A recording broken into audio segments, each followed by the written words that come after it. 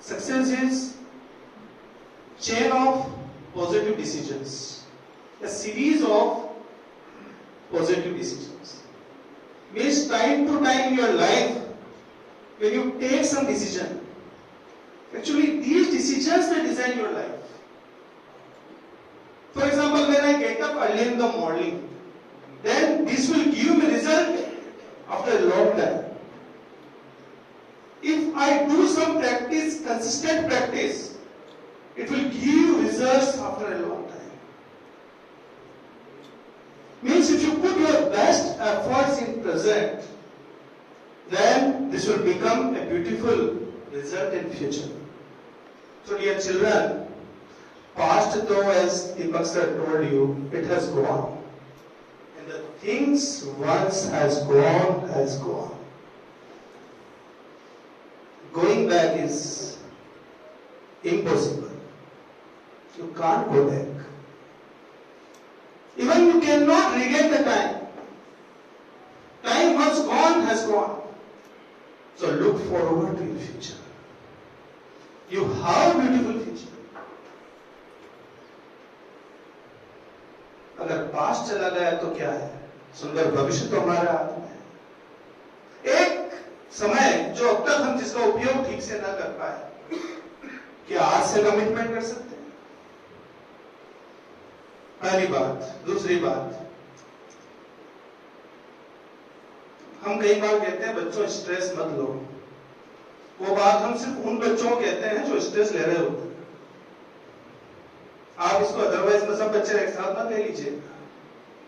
लेकिन जिन्होंने स्ट्रेस नहीं लिया है, अगर वो हमारी बात सुनेंगे तो बोलेंगे हम तो पहले ही कहा ले रहे थे, अब आप कह रहे हो तो बिल्कुल नहीं लेंगे, हमारे क्या है। हम बेटा स्ट्रेस की नहीं कहते, हम सीरियस की नहीं कहते बी सीरियस, हम कहते हैं बी सिंसियर। अब किसने कहा सीरियस हो जाओ? हमने तो किसी से नहीं कहा सीरियस हो जाओ। सीरियस लोग तो हॉस्पिटल में मिलते हैं। हम कहते हैं सिंसियर हो जाओ।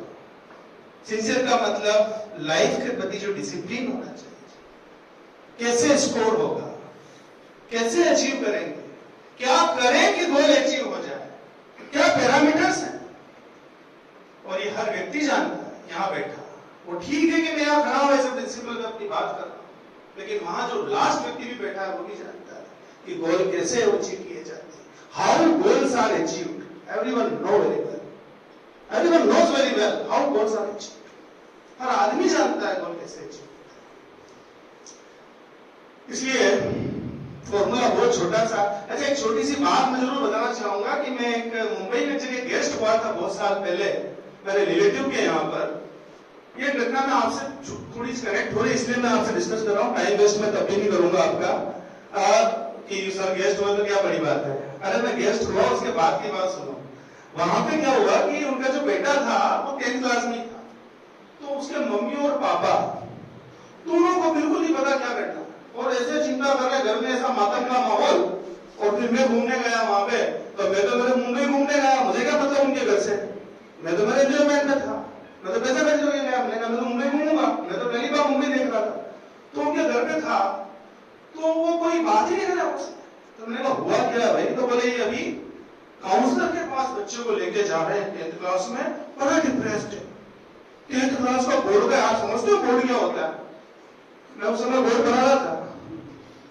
मैंने कहा भाई मैं भी थोड़ी बहुत क्लास तो लेता ही हूँ, तो ले गए उसको साहब। तो मुझे तो क्या, मैं ज्यादा क्या बोल पाता, उनकी तो अपॉइंटमेंट फिक्स था।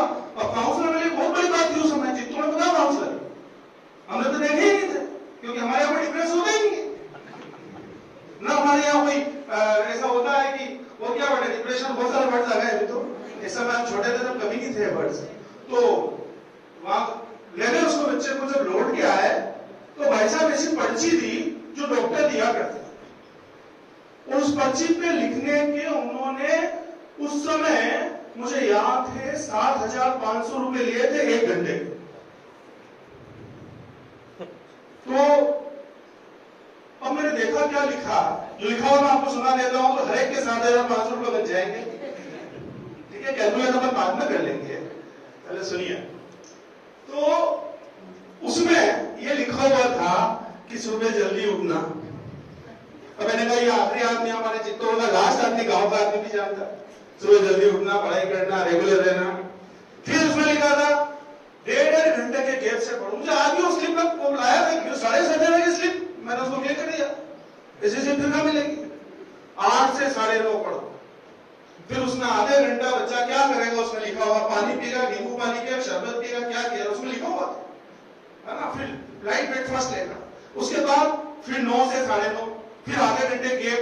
ऐसे करके उसने 1.5 घंटे के इक्वल गैप से पैसे वसूल हो रहे हैं। देख लो, मैं टिप दे रहा हूं आपको, जो काउंसलर की टिप दे रहा हूं मैं, 7,500 में उस जमाने में, अब तो 50,000 रुपए लगते हैं उसके।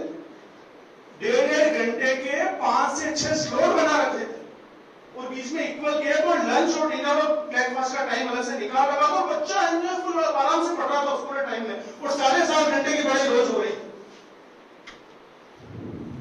हम भी तो यही कह रहे हैं।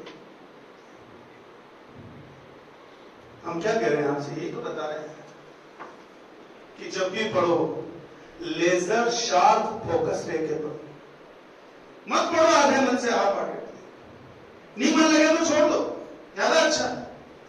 क्योंकि ये पेरेंट्स, ये मां सुबह उठ के जो खाना बनाती है ना, उसकी कीमत लौटानी पड़ेगी, और ये हर एक की ड्यूटी है।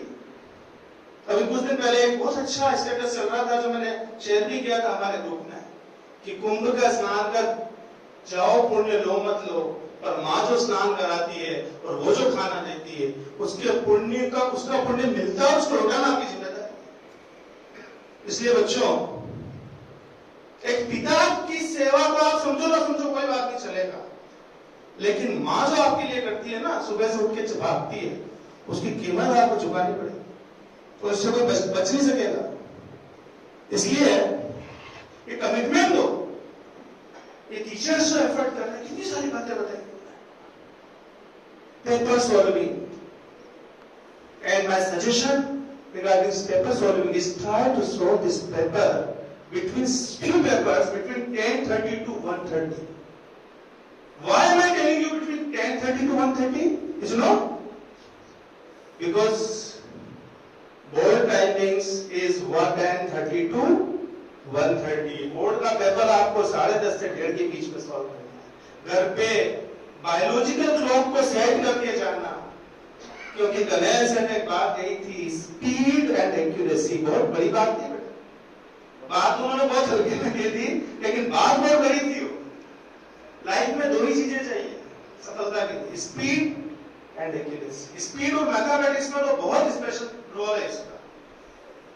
देखिए, इन्होंने इनका रोल किया, कर रहे हैं, they are playing the role. Even parents, they are playing the role very nicely, beautifully. ये टर्न आपका है। यहाँ 3 तरह के लोग बैठे हैं, अलग अलग डिपार्टमेंट्स हैं, इसलिए हमने 3 लेयर तो नहीं है। कुछ लोग इधर बैठे हैं, कुछ उधर बैठे हैं, कुछ इधर बैठे हैं। हम चाहते हैं तीनों कनेक्ट हो जाए, तीनों खुश हो जाए, और तीनों को खुश करने के लिए आपको ही जुड़ना पड़ेगा दोनों से, क्योंकि आप वो ब्रिज जो दोनों को जोड़ते हैं। समझ रहे बच्चे? इसलिए स्ट्रेस का तो मैंने आपको बता दिया, हमारे शहर में कोई स्ट्रेस नहीं है, ना कोई डिप्रेस्ड है, ना कोई डिप्रेशन है, कुछ भी नहीं। ना सीरियस होना है, लाइफ को एंजॉय करना है, सिंसियर होना है, बायोलॉजिकल क्लॉक सेट करनी है, और अच्छा खाना खाना है जैसा खाते हैं। अच्छा खाना मतलब क्वांटिटी ज्यादा नहीं, अच्छे का मतलब होता है क्वालिटी फूड जो हमें नुकसान न दे। और always drink plenty of water whenever it is required, जब जरूरत पड़े तब खूब पानी पियो। और डॉक्टर के पास गया तो फिर वो दूसरा नारियल पानी बता देगा, इससे अच्छा अपना सादा पानी पहले पी लो, है ना। खूब पियो तो अपने आप को हेल्दी रखो। और एक छोटा सा फॉर्मूला है, लास्ट फॉर्मूला, मैथमेटिक्स का नहीं है, सफलता का है। मैथमेटिक्स का फॉर्मूला सब याद है मुझे, 200 से 250 फॉर्मूले हम लोग हर समय, ऑनेस्टली स्पीकिंग, हमें हमारा नाम याद हो ना हो, मैं सच बताऊं कभी भूल जाते हैं, व्हाट्स योर नेम तो क्या पेपर में लिख के बता देते हैं, लेकिन फॉर्मूले हम नहीं भूलते, क्योंकि हमारी आत्मा का हिस्सा है। इसलिए बच्चों में आपसे बोल रहा हूं, नाम याद ना है तो चलेगा, लेकिन कुछ परमानेंट मेमोरी में कुछ होना चाहिए। ये मोबाइल, कौन सा मोबाइल सबसे ज्यादा पसंद करता है पता? जिसकी मेमोरी सबसे अच्छी, और उसका प्रोसेसर बहुत अच्छा होता है। आप जाके मांगते हो और कोई लेटेस्ट आया है क्या? लेटेस्ट का मतलब क्या है भाई? लेटेस्ट का मतलब जिसका प्रोसेसर और अच्छा, जिसकी मेमोरी और स्ट्रॉन्ग, और लोगों में भी उसी को लाइक किया जाता है। पब्लिक में किसको लाइक करते हैं? जिसकी मेमोरी अच्छी होती है और जिसका प्रोसेसर अच्छा होता है। वही हो गया स्पीड एंड एक्यूरेसी। बात होगी वही, स्पीड तो बनेगी जब मैं करूंगा, और जब पढ़ा होगा तो रिकॉल करोगे। चाइल्ड साइकोलॉजी कहती है, कुछ वैज्ञानिकों को लिखा है कि चीज वही याद आती है जो कभी पढ़ी, जो कभी नहीं पढ़ा वो कभी याद नहीं आता है। इसलिए आप एग्जाम में जब लिखोगे तो वो कभी याद आएगा जब आपने कभी रिवाइज किया है, उसको परमानेंट मेमोरी में डाला है। रोड मेमोरी का भी उतना ही रोल है जितना अंडरस्टैंडिंग का लाइफ। इसलिए लोग कहते हैं ना हम रोड मेमोरी बहुत स्ट्रॉन्ग है, इसका मतलब मेरी समझ खराब हो सकती है। कोई कहता है मेरी अंडरस्टैंडिंग बहुत अच्छी है, इसका मतलब रोड मेमोरी खराब हो सकती है। कोई कहता दोनों बैलेंस है, इसका मतलब आदमी ठीक है। याद रखने की क्षमता भी होनी चाहिए और समझने है तो समझ में भी आना चाहिए। तो लॉजिकली आदमी स्ट्रॉन्ग होना चाहिए और रोड मेमोरी भी बढ़िया होनी चाहिए। दोनों को कॉम्बिनेशन बनाओ और पढ़ाई करो, और पढ़ाई मन लगा के करो। मेरा फॉर्मूला भी बाकी, मेरा फॉर्मूला है जो हमेशा मैं स्टेज पे बोलता हूं, 1 2 3 1 focus, there is only 1 focus. क्योंकि एक आदमी से कहा कि 600 मीटर का गड्ढा खोदो तो पानी आ जाएगा। उसने 100 मीटर के 6 गड्ढे खोद दिए जमीन, बोले पानी तो आएगी, क्योंकि उसने एफर्ट तो किए लेकिन डायरेक्शन गलत थी। थोड़ा ये कर दिया। कुछ पेरेंट आते हैं जो बोलते हैं और ऐसे नहीं पढ़ता तो नहीं, अपने मोबाइल चलाने में इतना झोला है, दिमाग तो बहुत तेज है इसका। ऐसी ऐसी किस तरह की बातें होने लगी सोसाइटी में। एक्चुअली इसके पीछे की जो बात है वो गधा तो तब भी है, अगर वो सच में नहीं पढ़ पा रहा हो, बहुत स्पीड से सिर्फ मोबाइल ही चला रहा है, उसके जीवन का सबसे बड़ा नुकसान कर रहा है। आप मान के चलो वो सिर्फ टैलेंट हो सकता है, लेकिन ये जो स्टेज है 10th क्लास जहां बैठे हैं, दीपक सर ने कहा ये रिपोर्ट कार्ड, मैं कहूंगा कि पेपर और the report card they can not decide your future but sometimes they decide your future also. तो ये जो 10th क्लास की रिपोर्ट कार्ड है बहुत जगह देनी पड़ती है, कभी शर्म नहीं आएगी आपको देने में, चाहे आप किसी के लिए भी देंगे। जब 3 जगह डिस्टिंक्शन 4 जगह डी लिखा रहेगा, 90+ मार्क्स रहेंगे, जगह अच्छे सुंदर से मार्क्स रहेंगे, बहुत गर्व होगा जब उठाओगे जब देखो। लेकिन उसके लिए एक बार आपको एफर्ट करने हैं, 1 फोकस, एक ही फोकस। सर ने कहा ताप चेष्टा को ध्यानम कवि जैसी चेष्टा, सब चीजें सब बताने को इसीलिए कर रहे हैं। एक जैसी चेष्टा, एक जगह ध्यान देना। 2 खरगोश पकड़ने जाओ, पता लग जाएगा जिंदगी में कि कैसे पकड़ते हैं 2 खरगोश। You can't get 2 rabbits together. This is not possible. 2 खरगोश एक साथ नहीं पकड़ सकते, इसलिए एक ही ध्यान रखो, 1 फोकस, 1 2 3 2 months फॉर्मूला ऐसा है। और 3 hours डेली, 3 घंटे 2 महीने तक अगर एक फोकस पे काम किया जाए तब भी गोल अचीव हो जाता है, चाइल्ड साइकोलॉजी कहती है। लेकिन अब 2 महीने बचे नहीं, इसलिए अब क्या होगा, बाकी चीजें डबल हो जाएगी, फोकस नहीं होगा। 1 फोकस 2 months की जगह 1 month, time double, 6 hours daily. अगर वेल फोकस्ड हो गया, अगर ये भी कर लिया बच्चों, तब भी हो जाएगा। और आखिरी बात, जिसको करना होता है कुछ वो जरूर करता है, और जिसको नहीं करना होता वो कभी नहीं करता। और इसको मैंने आज मॉर्निंग में कहा था, मैं एक शब्द बोलता हूं, आज ही बोला था मैंने, एकात्म भाव। एकात्म भाव मतलब भीड़ में कुछ लोग ऐसे होते हैं जो हमेशा आगे बढ़ने की कोशिश करते हैं। एकात्म मतलब एक आदमी ने उसकी आत्मा डिसीजन लिया मुझे आगे बढ़ना और मुझे कोई पीछे नहीं छोड़ सकता, मैं करके दिखाऊंगा। जब ये सेंस डेवलप होता है ना, उसको कहते हैं एकात्म भाव। तो मैं मॉर्निंग में बता रहा था, गरीब गांव के बच्चे कोई अखबार बेचता बेचता देश का राष्ट्रपति बन गया APJ Abdul Kalam, missile man.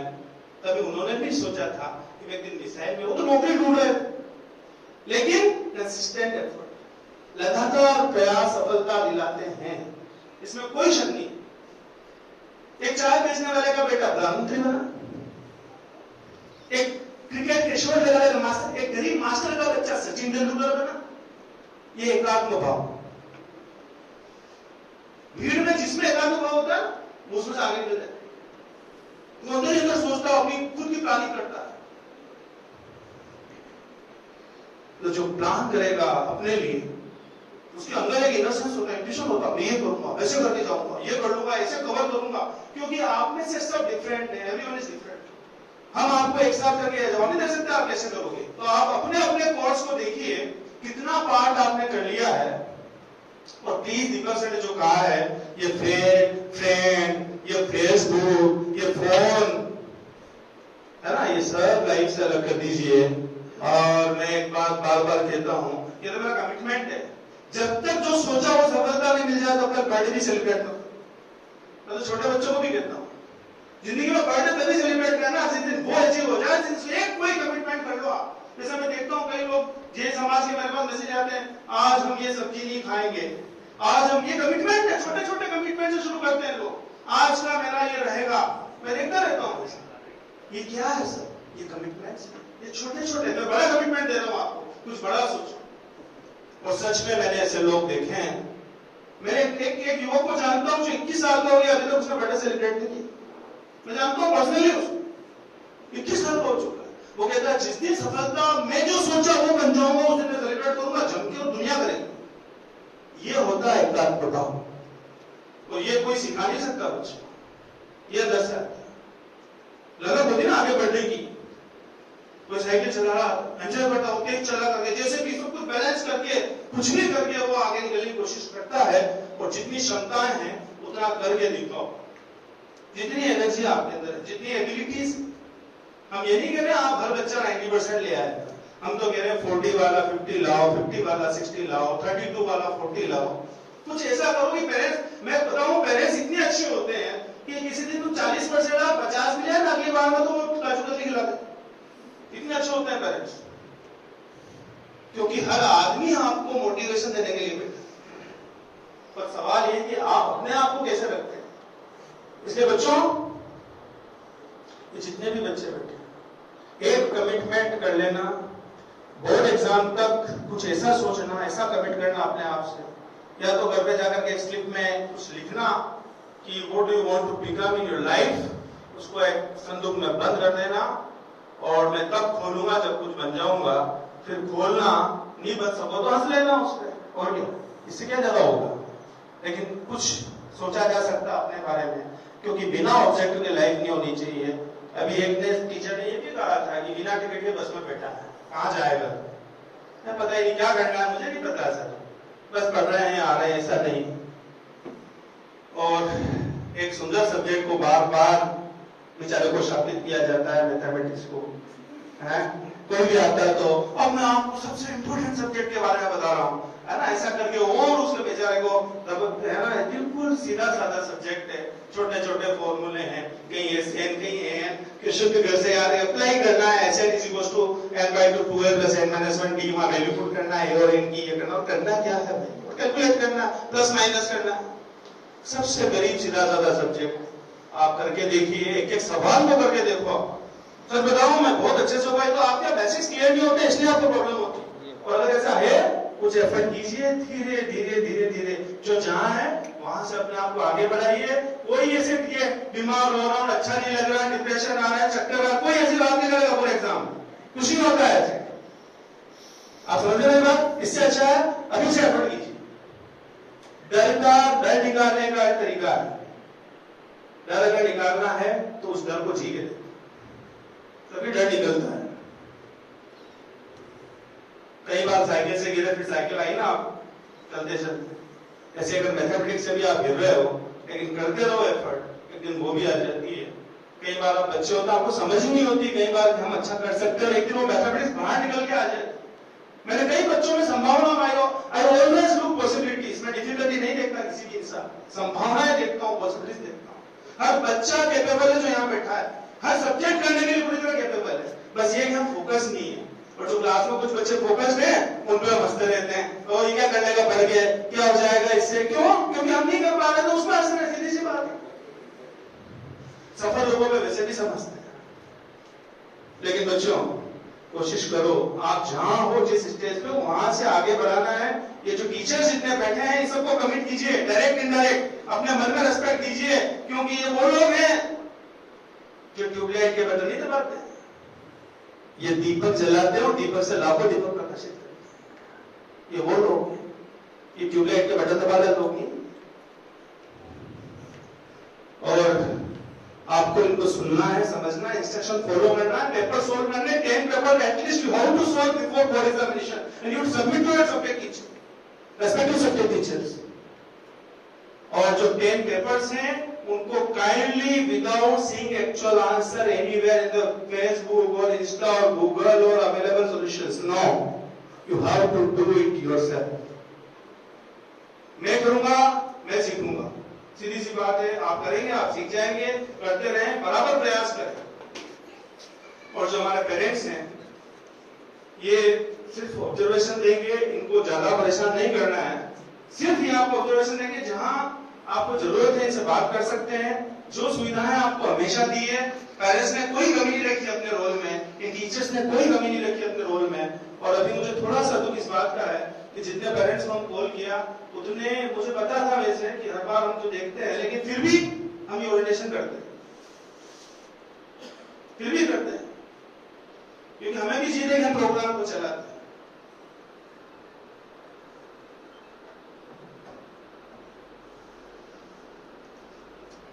वो एक लाइन किसी लिखी थी, फलों को आदत है जहां बिजलियां गिराने की, हमें भी आदत है वहीं आशा बनाने की।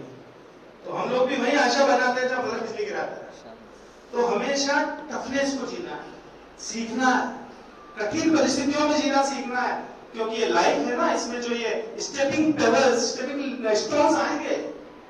अगर आपके जीवन में थोड़ी मुश्किलें आ रही है तो समझ लो आप सफलता की तरफ जा रहे हो। थोड़े बहुत ब्रेकर्स, अगर रोड पर ब्रेकर नहीं हो तो क्या करोगे, सोचो। जरूरी है वो भी, आप कहते हो ब्रेकर आ गया, ब्रेकर इसलिए आया ताकि आपको थोड़ा बैलेंस कर सके। गाड़ी में ब्रेक किसलिए होते पता आपको? गाड़ी में ब्रेक होते हैं गाड़ी को तेज चलाने के लिए, नहीं तो गाड़ी कैसे चलाएंगे तेज, रोकने के लिए नहीं होते हैं ब्रेक।